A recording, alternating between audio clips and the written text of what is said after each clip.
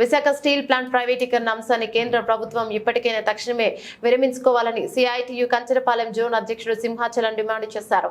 శనివారం జీబీఎంసీ గాంధీ విగ్రహం వద్ద చేపట్టిన రీలే దీక్ష కార్యక్రమంలో ఆయన మీడియాతో మాట్లాడుతూ ప్రభుత్వ రంగ సంస్థలను ప్రభుత్వంలోనే కొనసాగించాలని, ప్రైవేట్లో విలీనం చేయకుండా ఉండాలన్నారు.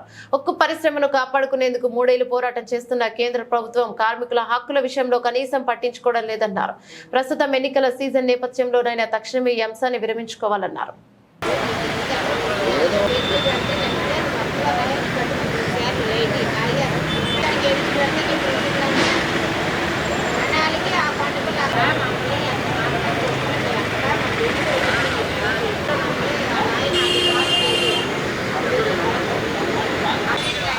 నా పేరు B Simhachalam, Kancharapalem CITU zone అధ్యక్షులను.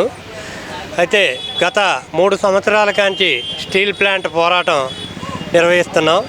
అలాగే మా జోన్ నుంచి చాలాసార్లు మేము ఈ పోరాటం మద్దతుగా వచ్చి చేయడం జరుగుతుంది.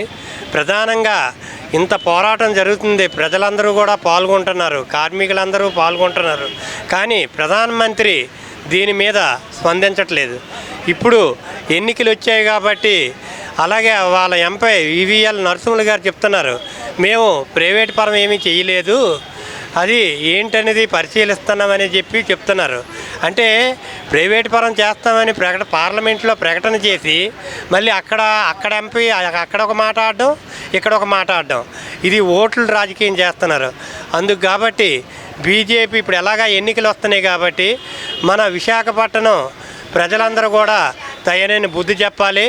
అలాగే ఇప్పుడు స్టీల్ ప్లాంట్ ప్రైవేట్ పరం చేస్తే విశాఖపట్నం ఏ పరిస్థితికి వెళ్ళిపోద్దో దారుణంగా ఉంటుంది.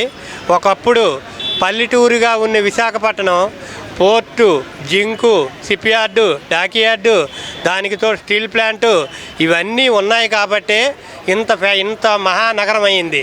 విశాఖపట్నం పేరు అనేది ఏంటంటే ఈ ప్రభుత్వ రంగ సంస్థలలో ఉండబట్టి ఇది అభివృద్ధి చెందింది. ప్రభుత్వ రంగ సంస్థలే లేకపోతే ఇది ఎక్కడ అభివృద్ధి చెందుతుంది?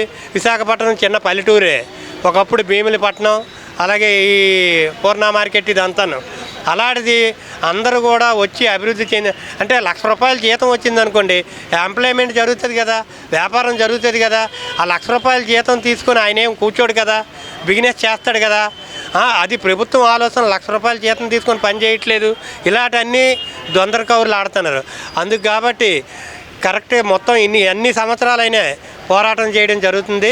ఈ పోరాటానికి వెనక్కి తగ్గి మోడీ గారు వెళ్తే కానీ ఇది వెనక్కి తగ్గేది.